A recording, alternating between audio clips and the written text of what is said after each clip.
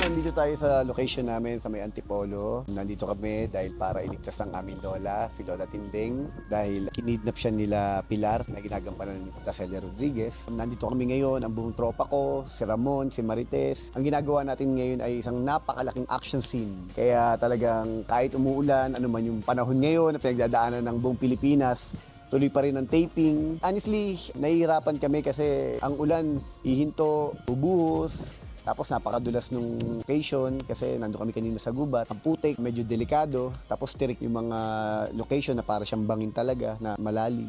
Wala tayong magagawa dahil ang hangad natin ay mabigyan natin ng magagandang eksena ang ating mga manonood. Kaya ginagawa lahat ng Batang Quiapo ang lahat ng mga magagandang eksena para masigurado natin na may maganda tayong ipapalabas gabi-gabi para sa lahat ng mga manonood. Honestly, tagal na pag-meeting ang ginagawa namin dyan. Una, meeting muna kami kung anong eksena kukunan. Pangalawa, pupunta kami sa lugar, doon sa location, para i-check kung ano man yung location na kukunan natin, para masigurado rin natin yung security, yung safety. Then after that, kapag napagplanuhan ng lahat, doon namin i-develop yung kwento, paano namin magagawa yung eksena na lahat ng mga pinag-aralan namin, lahat ng inputs, mai-incorporate namin para mapaganda namin yung eksena. Yung preparation, syempre, tuloy-tuloy pa rin yung pagpapractice. Kasi every Thursday, ang mga stuntman natin, ang mga actors natin, talagang meron kaming training. Kasi nandito tayo sa genre ng action, dapat talaga pinaninindigan natin. And then, dapat talaga ang ginagawa natin, lahat nagtitraining, pinaghahandaan yung bawat eksena. Kasi every taping, sa bawat eksena kinukunan,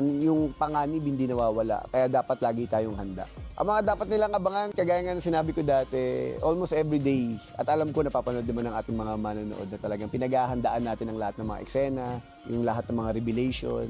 Kahit kami, part ng production, honestly, sobra kami na-excite sa bawat kwentong nabubuo namin, sa bawat artista pumapasok sa show natin. Hindi kami titigil hanggat nandyan ang ating mga manonood, hanggat na i-enjoy sila, hanggat nabibigyan namin sila ng kaligayahan. Nandito kami para makapagbigay ng saya sa inyong tahanan gabi-gabi. Good! Ayan,